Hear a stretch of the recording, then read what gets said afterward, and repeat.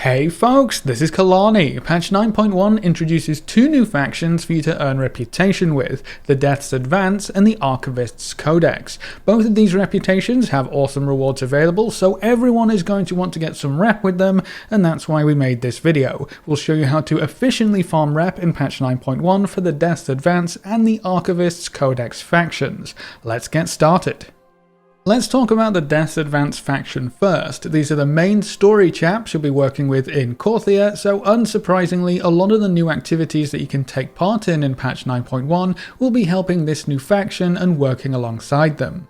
Earning rep with the Death's Advance faction is fairly straightforward. It's all about Korthia activities, mainly weekly and daily quests. There's a weekly quest in Korthia called Shaping Fate with a simple request: thwart the jailer's efforts in Korthia and the more. This weekly quest also more or less completes itself as long as you're doing content in those areas. The quest even lists Covenant assaults, daily quests, looting treasures, slaying rares, and defeating the tormentors of Torghast. You'll be doing most of that anyway for other rewards, so the only thing left is remembering to pick up this quest at the start of the week and handing it in before the end of the week. This quest will reward you with 750 reputation, so it's one of the big sources you should make sure you get done every week. Korthia also has plenty of daily quests to pick up. They ask you to do various activities in Korthia. Most of them are fairly straightforward, quick and easy, and they will reward you with 125 reputation each. Some of these dailies will also reward a reputation token, so keep an eye out for those if you don't want to do every daily every day.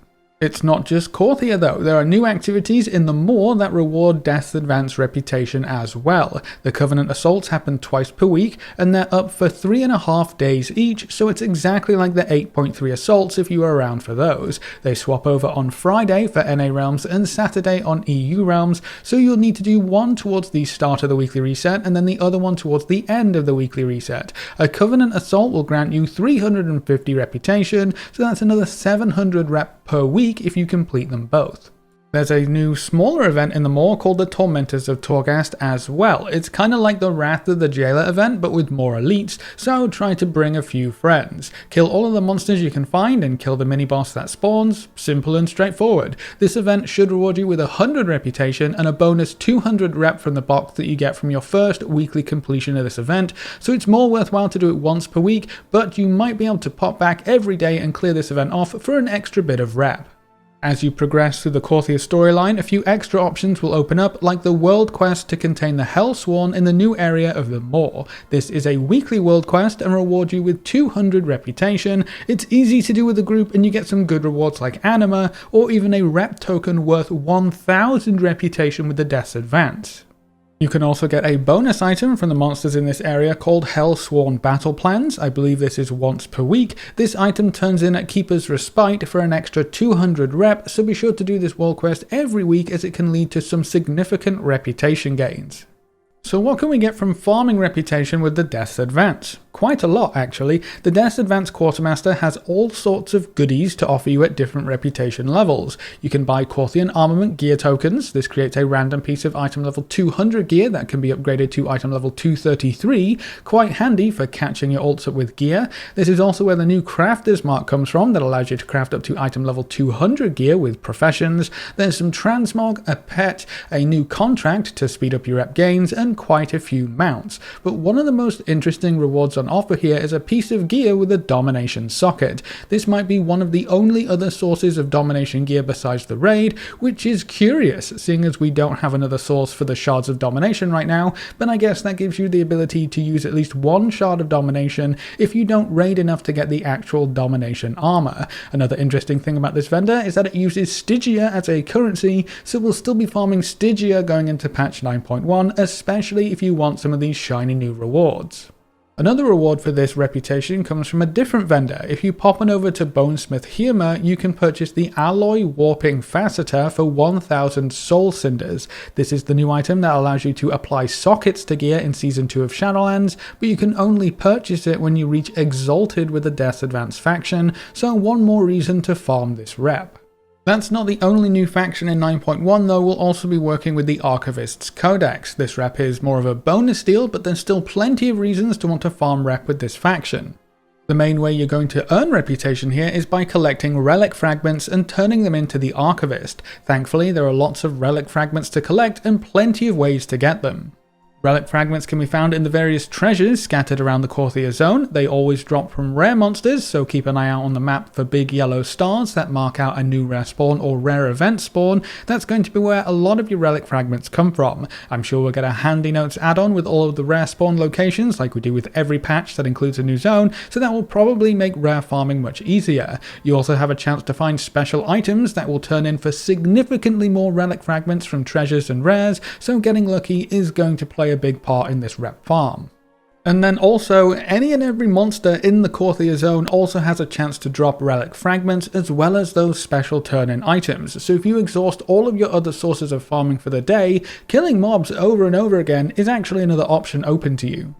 And then you can also pick up special quests out in the Korthia zone. Some of these can be found in the repaired teleporters, so if you see the zone-wide message that someone has repaired a teleporter, be sure to open the map and run on over as quickly as possible. Not only will you find a special rare on the other side, but there are special quest items on the floor that you return to the Archivist for a big research bonus, which means extra reputation as well.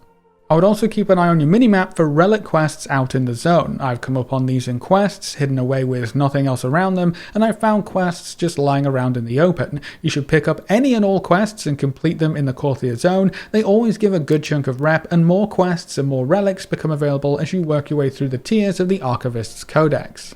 As you earn more reputation and climb through the tiers of the faction, you can buy more interesting items from the Quartermaster. These items lead you to more relic quests, like the keys unlocking special chests, the teleporter repair kit allowing access to ancient teleporters, and the rift keys opening up various rifts around Korthia. The higher your rep with the faction, the more options you have for relic fragments and rep gains, so this reputation will definitely snowball as you get further and further. If you really want to streamline and accelerate your rep gains, I'll give you a few maps on screen. This first one is all of the relic quests you can pick up at tier 1 of this rep, so you don't need anything special, just run on over, pick them up and complete them. This second map is tier 2 relics. You have to be tier 2 with the faction to get these quests. These all actually require a key from the Reputation Quartermaster, so be sure to buy the keys before you set out. Here we have the tier 3 relics. Once again, you can only get these after you reach tier 3 with the faction. These are actually the ancient teleporters that we mentioned before, so you or someone else will need a repair kit to access these ones. This map is for the tier 4 relics. You'll need to be tier 4 and buy a Riftstone key from the vendor to access these ones. And then the last set of relics is at tier 5. These all require you to buy a research report for ancient shrines to access these ones, so be sure to pick up the new available relic quests whenever you reach a new tier so you can maximize your reputation gains.